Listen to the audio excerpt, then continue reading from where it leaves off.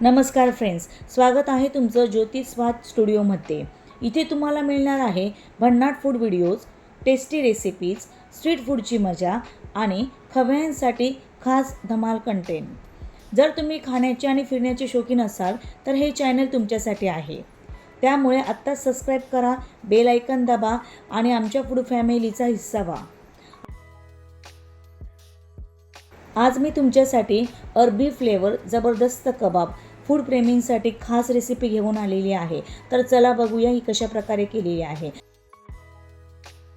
सर्वप्रथम मी अर्धा किलो अरबी आणि 2 बटाटे हे व्यवस्थित उकडून त्यांची साल काढून मॅश करून घेतलेले आहे।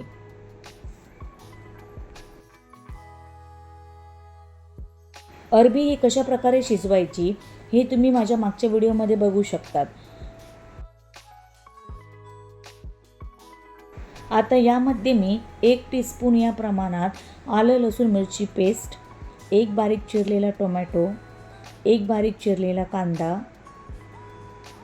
1 टीस्पून या प्रमाणात तांदूळाचं पीठ, बेसन पीठ, कॉर्नफ्लोअर,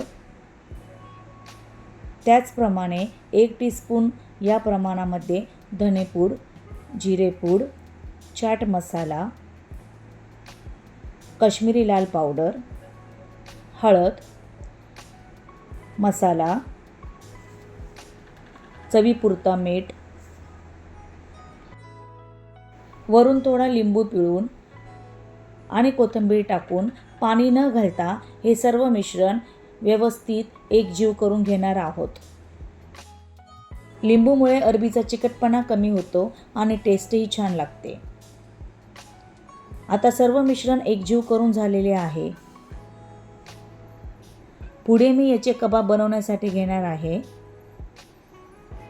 व्हिडिओत दाखवल्याप्रमाणे हाताला थोडंसं तेल लावून घ्या, कारण अरबी ही मूळतःच थोडी चिकट असते, त्यामुळे ती चिकटण्याची संभावना असते। यासाठी तुम्ही तेल लावून कबाब बनवले तर ते हाताला चिटकत नाही आणि व्यवस्थित त्याला आकारही देता येतो। तुम्हाला हवा तसा आकार या कबाबला देऊन घ्या। इथे मी गोल आकार देऊन घेतलेला आहे आणि रव्याचे कोटिंग केलेले आहे। कोटिंगसाठी तुम्ही ब्रेड क्रम्सही यूज करू शकतात। दुसरीकडे एका कढईमध्ये मी तेल गरम करण्यासाठी ठेवलेले आहे। आता कबाब हे मंद आचेवर सोनेरी रंगावर आपण तळून घेणार आहोत। कबाब तळताना नेहमी गॅसची फ्लेम ही लो टू हाय करायची आहे। लो फ्लेमवर तळून घेतल्यामुळे कबाब हे आतूनही अगदी व्यवस्थित कुरकुरीत तळले जातात।